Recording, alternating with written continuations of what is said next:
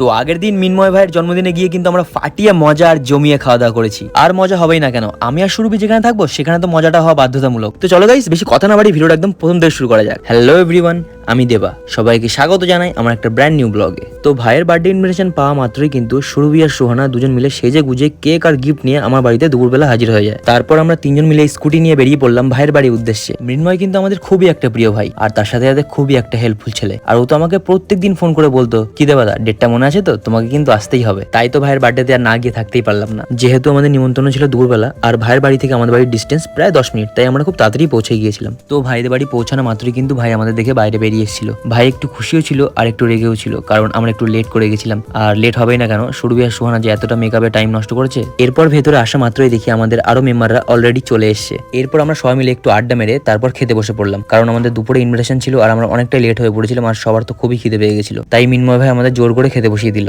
আর এরপর সুরভি আমাদের খাবার সার্ভ করে কাকিমাকে একটু হেল্প করছিল, কারণ কাকিমা অনেকক্ষণ ধরে সবাইকে খাবার দেওয়া ঠাওয়া করছিল। আমি কতটা লাকি দেখো, বার্থডের দিন বার্থডে বয় আমার পাশে খেতে বসেছে। আর খেতে বসা মাত্রই কিন্তু আমাদের দিল ফ্রাইড রাইস আর আলুর দম। টেস্টটা কিন্তু খুবই সুন্দর ছিল। আর মিনময়কে আমি এদিকে বলছিলাম, ভাই লজ্জা করে খাস না কিন্তু, তোরই বার্থডে। এত কিছু মেনু দেখে সুরভি আর নিজেকে আটকে রাখতে পারছিল না, তাই লেবু জল আর কোল্ড ড্রিঙ্কস খেয়ে একটু পেটটা হজম করে নিচ্ছিল, যেহেতু পরে বেশি করে খেতে হবে। এরপর আমরা সবাই মিলে খাওয়া দাওয়া কমপ্লিট করে একটু ফটো তুলবো বলে মাঠের দিকে ঘুরতে গেলাম। মাঠে যাওয়া মাত্রই কিন্তু পরিবেশটা দেখে আমার খুবই সুন্দর লাগছিল, বিশেষ করে তো এই সানসেটটা। সত্যি কথা বলতে গাইজ, আমি গ্রামের ছেলে, তাই আমার কাছে মাঠ ঘাট পুকুর খোলা আকাশ আর এই সবুজে ঘেরা ধান আমার কাছে খুবই প্রিয়। আর তোমরাও কমেন্ট করে জানাও যে আমার মতো আর কার কার এরকম গ্রামের সুন্দর পরিবেশ দেখতে ভালো লাগে। আর একে দেখো, ধান গাছ থেকে পাগল হয়ে খালি এদিক ওদিক ছুটে বেড়াচ্ছে। এটা দেখে মিনময় সুরভিকে রাগানোর জন্য পুরো সুরভির মতোই কপি করে দেখাচ্ছিল। তো তারপর আমরা ফটো তোলার পর আবার চলে আসলাম মিনময়ের বাড়িতে কেক কাটার জন্য। আর ওখানে এসে দেখি ওর বাড়ির সকল সদস্যরাও ওখানে চলে এসেছিল।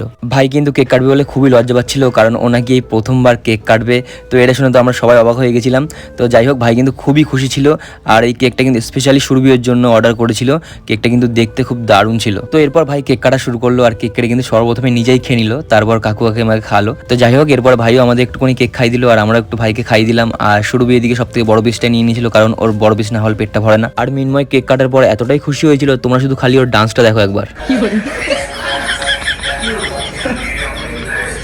তো এরপর কিন্তু আমরা ভাইয়ের হাতে ভাইয়ের বার্থডে গিফটটা তুলে দিই। আর ভাই কিন্তু বার্থডে গিফটটা পাওয়ার পরে কিন্তু খুবই খুশি হয়েছিল আর সাথে একটু ইমোশনাল হয়ে পড়েছিল, কারণ আমাদের সবার ফটো তার মধ্যে ছিল সেই বক্সটার মধ্যে। আর এত সুন্দর একটা গিফট বক্স কিন্তু সুরভি নিজের হাতে বানিয়েছিল, পুরো ক্রেডিটটা কিন্তু এখানে সুরভির। বক্সটার ডেকোরেশন আর ডিজাইনটা কিন্তু আমাদের খুবই পছন্দ হয়েছিল, বিশেষ করে মিনময় ভাইয়ের। যাই হোক, আজকের দিনটা আমাদের সবার ভালো কাটলো, আমরা তো সবাই ফাটিয়ে মজা করলাম। তো আজকের ব্লগটা আমরা এখানে এন্ড করছি, তোমাদের সাথে দেখা হচ্ছে নতুন একটা ব্লগে। সবাই ভালো থাকো, সুস্থ থাকো, টাটা বাই।